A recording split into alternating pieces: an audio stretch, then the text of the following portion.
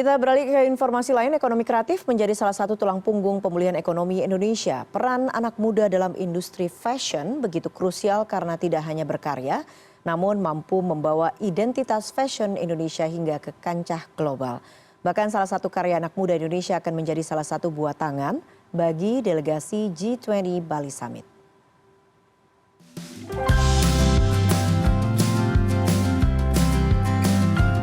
Fashion show yang Anda lihat di catwalk ini adalah hasil karya para desainer muda Indonesia.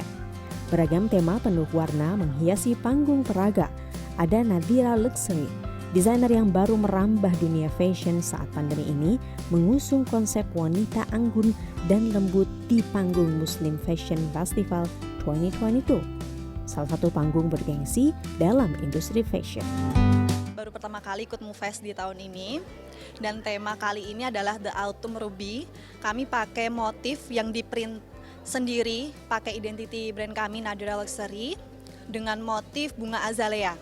Jadi kami ingin menggambarkan seorang wanita yang mempunyai keanggunan, keindahan, kelembutan, dan mempunyai wibawa. Lain halnya dengan desainer Dea Tekstil yang mengusung tema Minang dan milenial. Hasil karya anak bangsa asal Sumatera Barat yang kental dengan budaya Indonesia. Merah, hitam, dan gold itu adalah warna yang memang identik dengan warna Minang. Dan warna tersebut adalah warna yang memang menjadi ciri khas warga Minang untuk acara-acara pesta tertentu. Selain dua desainer tadi, ada Fatih Indonesia. Berdiri sejak tahun 2015, karya otentik fashion khusus pria ini pernah bertengger di panggung Dubai Expo 2021. Di balik karyanya sebagai pelaku industri fashion, Fahmi Hendrawan menilai peran anak muda sangat krusial dalam industri ini. Industri fashion muslim di Indonesia atau apapun ya fashion secara general itu berkelanjutan, sustainability, artinya regenerasi juga gitu.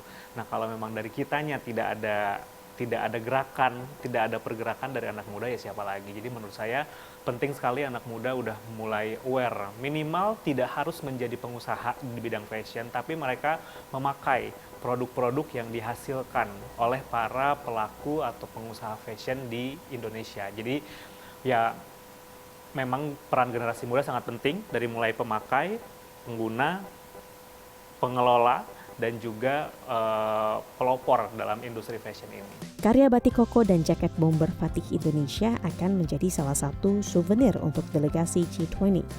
Fahmi pun menunjukkan kepada kami filosofi batik dan jaket bomber yang akan menjadi buah tangan delegasi G20. Oke, jadi batik ini kami namakan Batik Sandiaga Series karena memang batik ini berkolaborasi dengan Pak Menteri Pariwisata dan Ekonomi Kreatif Pak Sandiaga Uno, di mana ada beberapa unsur batik yang kami pakai di sini. Yang pertama adalah motif ini. Motif ini adalah kami ambil dari inspirasi dari batik ceplokan, yang mana kami bikin typograph dengan logogram dengan nama SSU. Nah, Sandiaga Salahuddin Uno. Jadi kami modifikasi sedemikian rupa sehingga menjadi satu bentuk motif yang batik tapi modern, tapi tidak terlalu yang tradisional banget, tapi tetap kontemporer seperti itu.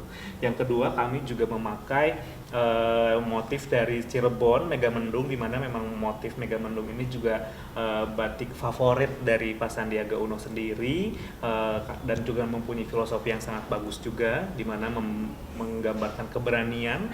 Kemudian di sini kami ada seperti kelopak bunga.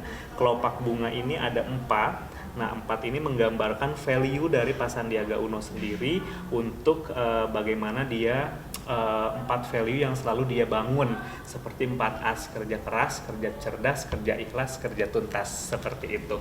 Guna mematangkan karyanya, Fahmi dan timnya menggandeng pengrajin batik lokal dari Pekalongan, Garut, Solo, dan Tasikmalaya. Ia juga berharap ke depan pengrajin batik muda mendapatkan ruang lebih luas guna menciptakan fashion berkelanjutan. Sisi para pelaku atau pengrajin batik sih Mbak, karena sekarang itu pengrajin batik kebanyakan orang-orang tua yang ngebatiknya gitu kan. Saya nggak kebayang 10 tahun lagi, 20 tahun lagi tidak ada generasi penerus tuh batik tuh akan hilang. Itu yang saya takutkan gitu. Nah, perlu ada dukungan sih pemerintah misalnya membuat sekolah batik atau apapun untuk anak-anak muda. Jadi memang anak muda nggak hanya pemakai, tapi mereka juga pembuat batik gitu. Itu yang menurut saya penting untuk digalakkan, karena jangan sampai batik yang menjadi ciri khas Indonesia ini digantikan oleh printing gitu, yang memang ciri khas batiknya menjadi hilang gitu kan. Berbicara batik, berbicara mengenai prosesnya, bukan hanya berbicara mengenai motif atau bukan hanya berbicara mengenai warna, tapi ada story, ada cerita di dalam. Dalam dunia fashion, Kementerian Pariwisata dan Ekonomi Kreatif melihat bahwa industri ini merupakan salah satu tulang punggung pemulihan ekonomi Indonesia.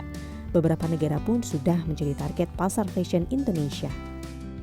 Pasar yang paling potensi adalah pasar-pasar Timur Tengah yang selama ini sudah kerap. Pasar Afrika ini luar biasa, 1 miliar orang di Afrika, dan tentunya India dan China.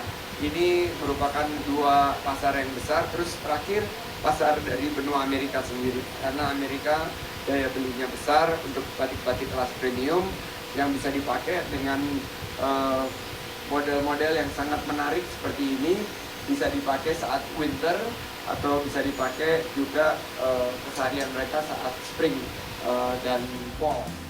Sandiaga Uno menambahkan, melalui ekonomi kreatif termasuk industri fashion, diharapkan mampu membawa karya Indonesia menembus pasar global dan mampu membuka 4 juta lapangan kerja pada 2024 mendatang. Tim Liputan CNN Indonesia.